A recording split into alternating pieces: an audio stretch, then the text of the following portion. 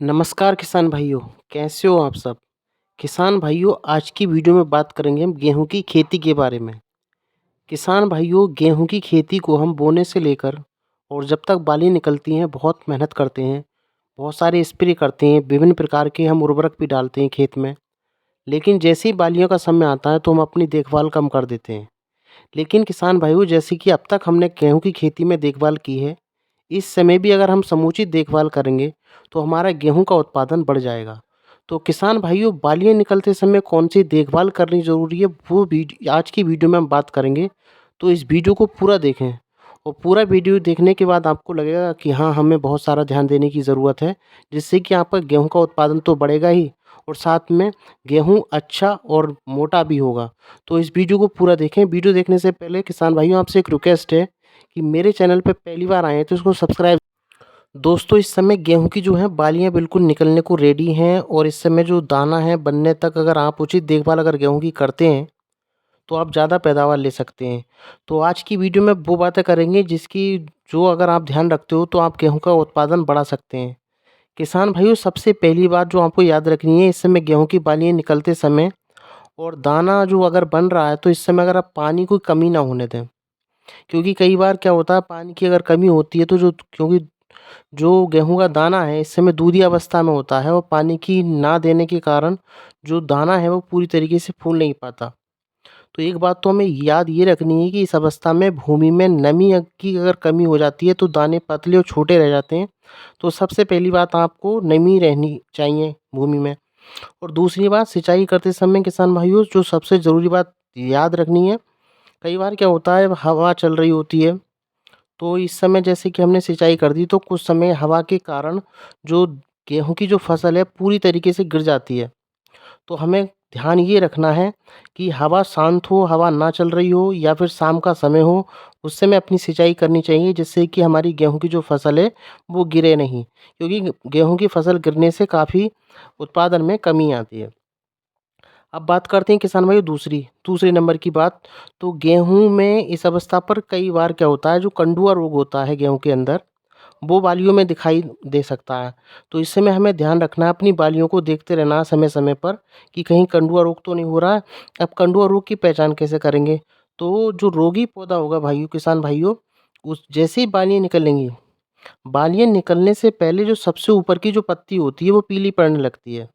अगर आपको भी दिख रहा है कि जो पहली जो सबसे ऊपर की जो पत्ती और वो पीली पड़ रही है, तो वो जो पौधा है कंडुआ रोग से ग्रसित हो चुका है।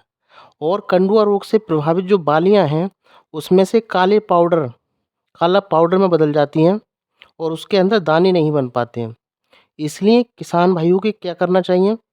प्रभावित जो बालियाँ हैं, यानी पौधा है, सबसे पहले हमें उसको बालियों को आसानी से अच्छे से काटना है और एक कागज़ में लपेटकर खेत से दूर जाकर मिट्टी में उसको दबा देना है किसान भाइयों। इसी प्रकार से काली-काली जो धारियाँ होती हैं पत्ते पर, उस पे भी कंडुआ रोग हो जाता है। तो ऐसे पौधों को हमें क्या करना है, या तो जड़ से ही उखेड़ लें और खेत से बाहर जाकर के कहीं न कहीं उसको दबा दें।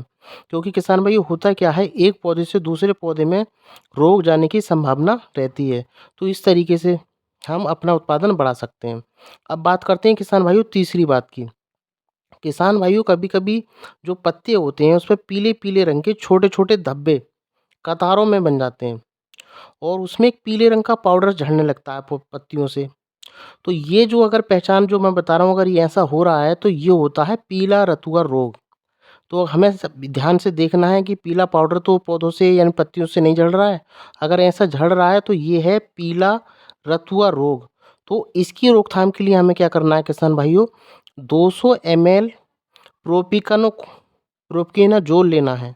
क्या लेना है? प्रोपिकाजोल दवा आती है, ये 200 ml लेनी है और इसको हमें कम से कम 200 लीटर पानी में मिलाना है। 1 एकड़ के लिए काफ़ी होता है। 200 लीटर पानी में मिला कर के इसका अपने खेत में छिड़काव कर देना है। तो किसान भाइयों, जो पौधे हैं गेहूँ के जो कि रतुआ रोग से ग्रसित हो गए हैं, तो उनको तो हमें खेत से बाहर निकालना ही है और साथ में कोशिश ये करनी है कि और पौधों में ना फैले। इसके लिए हमें इसका 200 ml प्रोपिकेनाजोल का छिड़काव अपने खेत में कर देंगे तो ये रतुआ रोग खेत में हमारे नहीं हो पाएगा। अब अगली बात करते हैं और किसान भाइयों अगर हम अपने गेहूँ की खेत में देखें ध्यान से और अगर कहीं पर देखने में आ रहे हैं जैसे कि कुछ खरपतवार होते हैं और जिनको हम आसानी से पहचान सकते हैं, तो उन खरपतवारों को हम जड़ से उखाड़ करके अपने खेत से बाहर निकाल सकते हैं। जिससे कि हमारी जो गेहूँ की जो फसल होगी बिल्कुल साफ़ और सुथरी होगी, उसमें किसी प्रकार का कोई एक्स्ट्रा दाना या खरपतवार नहीं होगा। ठीक है किसान भाइयों, तो ये बात याद रखें। उसके बाद हम बात करते हैं जो लास्ट बात है जो इसको हमें याद रखना है कि गेहूँ की फसल में फरवरी-मार्च में जो पत्तियों में और जो बालियों में होता है ना, इस समय एक चूसक कीट होता है जो पत्तियों का और जो बालियों का जो रस है उसको जिसको चैपा बोलते हैं, तो उन पत्तियों को रस को चूसने लगता है जिससे हमारे गेहूँ का उत्पादन क्या होता है, घट जाता है। अगर ये कंडीशन आपको देखने को मिले तो किसान भाइयों सबसे पहले हमें क्या करना है 400 एमएल मेलाथियोन 85 लेना है और अपनी आवश्यकता के अनुसार कम से कम 200 से 250 लीटर पानी में मिलाकर 1 एकड़ में इसका छिड़काव कर दें किसान भाइयों। और इससे हमारी जो बालियाँ हैं उसमें कोई रोग नहीं होगा।